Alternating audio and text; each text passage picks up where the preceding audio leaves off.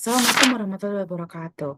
Let me introduce myself first. My name is Tanya Nafa Ichiko, which student number is 121230202. So here I want to present about science talk, reaksi kinetic or kinetic reaction from the review journal is recycle use cooking oil into paper. So the content in this presentation is one is abstract, and the second is introduction, and the third is research methodology, and the fourth is results and discussion, and the fifth is experimental design, and the last is conclusion. The first one is abstract. So was palm oil or WCO is generated from various sources, such as restaurant and the food industry, and can cause environmental pollution. In 2017, the production of waste palm oil in China reached about 4 million tons. This research aimed to recycle WCO into paper soap, which is practical and environmentally friendly product. The soap making process includes several stages, including guming to remove impurities, decoloration using activated clay, and saponification with sodium hydroxide, or we call it NaOH. In saponification, fatty acids react with NaOH to produce soap and glycerin. The addition of glycerin serves as a pastigator, while catechins are added to give the soap antibacterial properties. This research method includes the use of literature and analysis of chemical reaction that occur in the saponification process, with a focus on reaction kinetic for yield optimization. The results showed the potential of WCO as a low-cost raw material in the manufacture of hygienic paper soap that is effective in cleaning dirt and killing bacteria. So the second is pendahuluan or introduction. So we talk about kinetic reaction, right? Kinetic reaction atau reaksi kinetik. So kinetik kimia or chemistry kinetic adalah bagian ilmu kimia fisika yang mempelajari laju reaksi kimia, faktor-faktor yang mempengaruhinya, serta penjelasan hubungannya terhadap mekanisme reaksi. Laju atau kecepatan reaksi adalah jumlah produk reaksi yang dihasilkan dalam suatu reaksi per satu waktu, atau jumlah reaksi yang dikonsumsi dalam suatu reaksi per satu waktu. Jumlah zat yang berubah dinyatakan dalam satuan volume total campuran. Laju reaksi dipengaruhi oleh kemudahan ikatan diputuskan atau terbentuk. Hal ini bergantung pada sifat molekul yang terlibat dalam reaksi. Molekul yang memiliki reaktifan tinggi cenderung memiliki laju reaksi yang lebih besar. So, second is soap. Soap or sabun is a product produced from the reaction between fatty acid and strong bases that function to wash and clean fat or dirt on the body. So, in the process of getting a fatty acid, we four steps. So, the first is saponification or saponifikasi sabun batang dengan natrium hidroksida.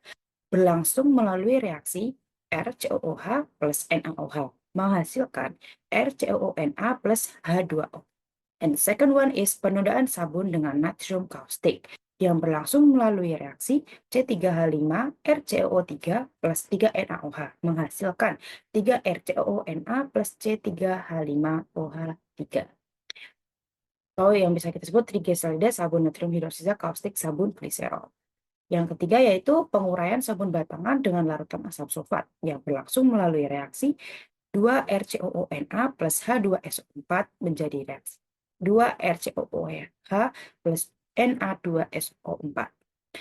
Sabun batangan, sabun asam sulfat, asam natrium sulfat. Yang keempat yaitu mencuci asam lemak dari jejak asam mineral. We go to research methodology.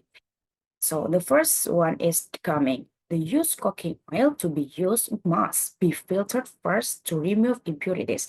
Jadi, minyak yang kita ingin gunakan, kita harus filter dahulu agar membersihkan atau menghilangkan berbagai campuran yang kita tidak inginkan. So, after that, a degumming process is carried out using phosphoric acid hydration. This process is carried out at 60 degrees Celsius with a phosphoric acid concentration of 2% and a moisture content of 4%.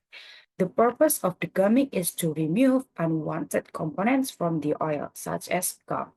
Jadi di degumming proses ini sangatlah penting karena bertujuan untuk menghilangkan atau remove dari komponen-komponen yang kita tidak inginkan untuk oil yang akan kita gunakan dalam proses pembuatan sabun.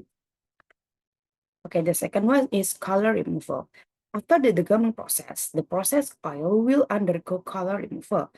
This process is carried out using activated clay, and the optimal ratio between used cooking oil or WCO and activated clay is 100 to 5.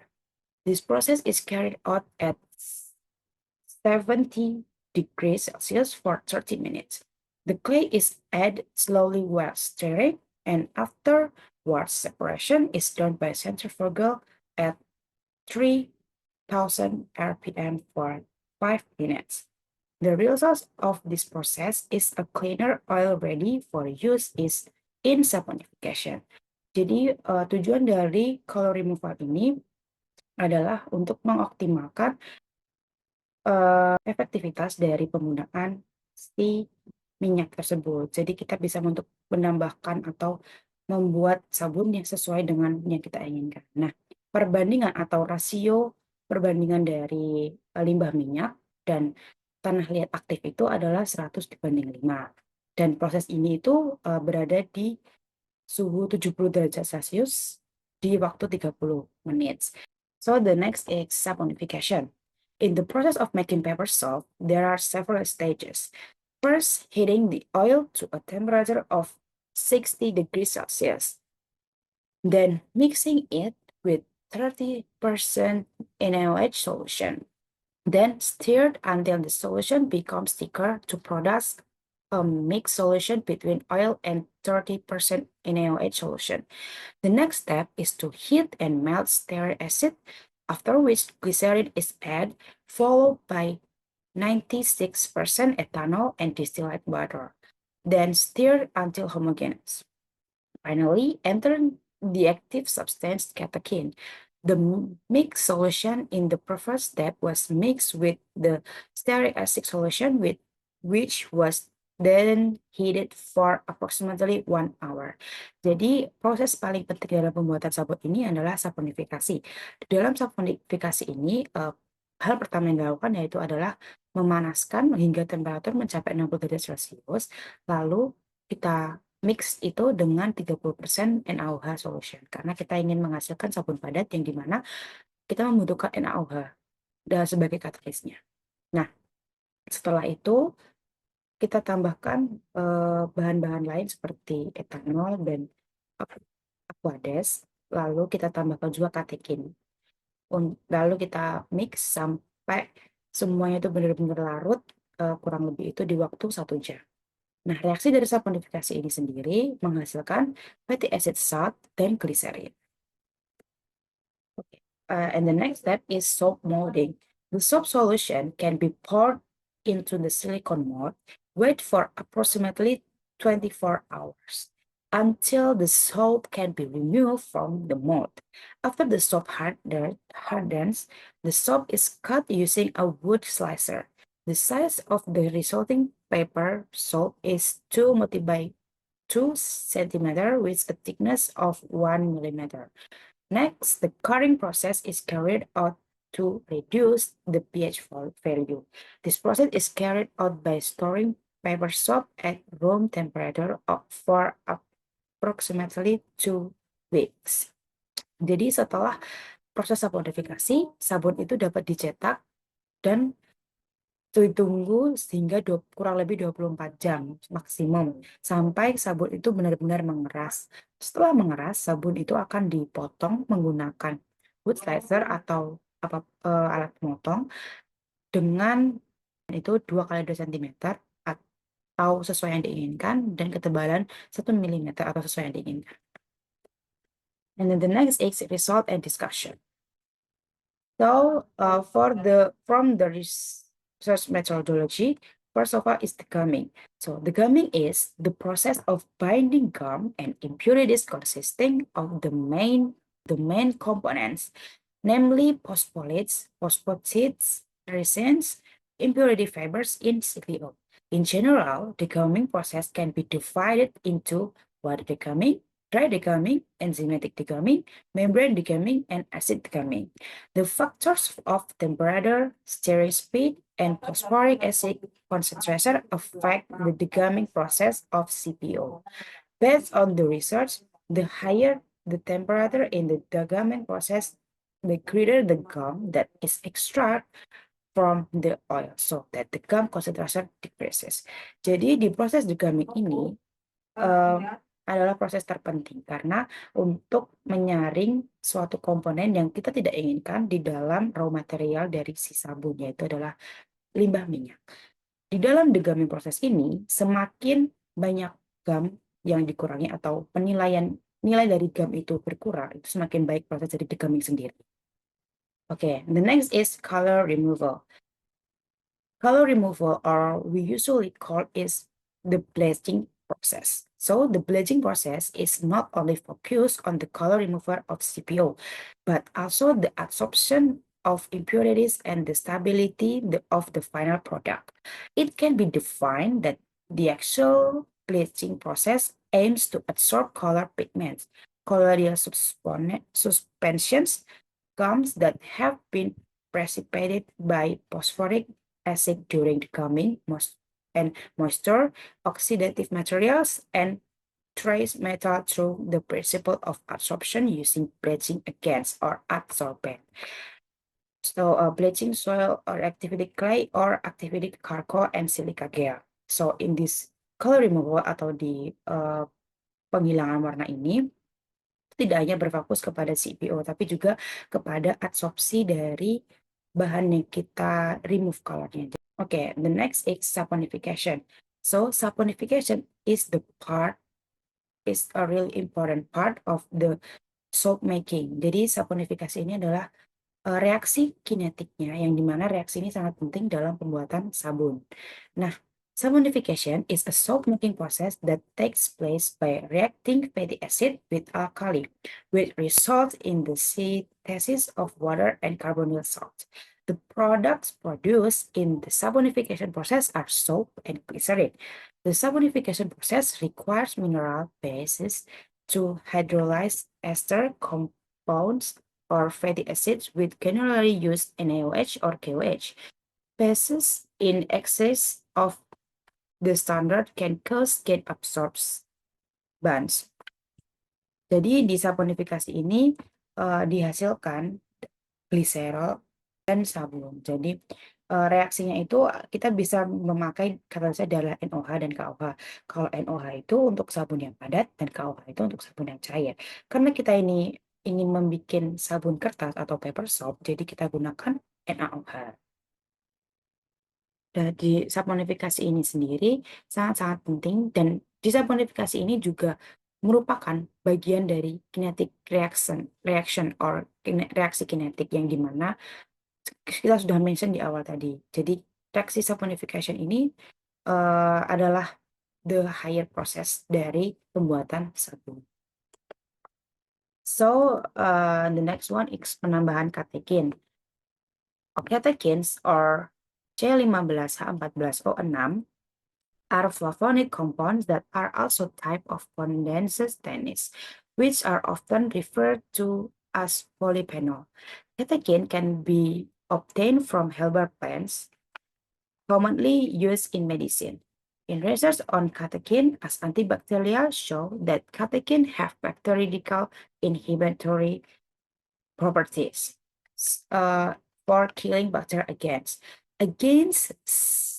Staphylococcus aureus, Staphylococcus epidermidis, and Basilicus subtilis. Administration of 4% Gambir catechin can kill all 3 bacteria in 1 hour. Jadi catechin ini adalah komponen yang dimana merupakan komponen penting untuk membunuh bakteri atau disebut antibakterial. Jadi penambahan catechin ini digunakan di dalam sabun untuk membunuh bakteri-bakteri yang ada di kulit tubuh. Ya, jadi kayak sabun itu ditambahkan kateken untuk menunjang keefektifan dari antibakterial si sabun itu sendiri. Okay, and then the next is experimental design. So, in this experimental design, we use combination of glycerin concentration variation. The resulting paper soap product is the result of a transparent soap formulation with a combination of variation in the concentration of glycerin used, namely 0% as control, 10%, 15%, and 20%. The transparent soap products after being cut into paper soap can be seen in this figure. So, kita menggunakan eksperimen gas yaitu perbedaan konsentrasi dari gliserin untuk melihat seberapa pengaruhnya gliserin terhadap kebeningan atau transparansi dari si sabun atau paper soap. Jadi dapat dilihat dari gambar itu bahwa yang A ini itu adalah 0% gliserin atau tidak ada gliserin, yang B itu 10%, yang C itu 15%, dan yang D itu 20%. Jadi penambahan gliserin ini sangat penting karena menentukan kualitas dari sabun dan juga pH dari si sabun itu sendiri. Makanya kenapa gliserin itu atau konsentrasi dari gliserin itu sangat berpengaruh pada pembuatan sabun. And then the next is conclusion. So, in this study examines the utilization of wasp palm oil or WCO as a raw material for the production of paper soap with the aim of reducing environmental pollution caused by the waste. The paper soap making process include the gluing, the coloring, and saponification using sodium hydrogen or NaOH. The results show that the paper soap produced is effective for cleaning dirt and has antibacterial properties thanks to the addition of catechins. By utilizing WCO, this process not only produce a practical environmentally friendly product, but also optimize the use of existing resources, making it a sustainable solution for waste oil management. Jadi kita dapat tarik kesimpulan bahwa limbah dari minyak itu dapat dikurangi, salah satunya adalah pembuatan dari paper soap ini, yang dimana menggunakan limbah minyak itu sebagai raw material yang tidak hanya dapat meramahkan lingkungan, tapi juga merupakan raw material yang sangat low budget. Jadi, dan juga sudah dibuktikan keefektivitasnya bahwa sabun yang menggunakan limbah minyak itu ternyata efektif untuk membersihkan kotoran di dalam tubuh. So, this is the reference for the scientific article. So, thank you for your attention, and I'm sorry if there's any mistake, and see you. Assalamualaikum warahmatullahi wabarakatuh.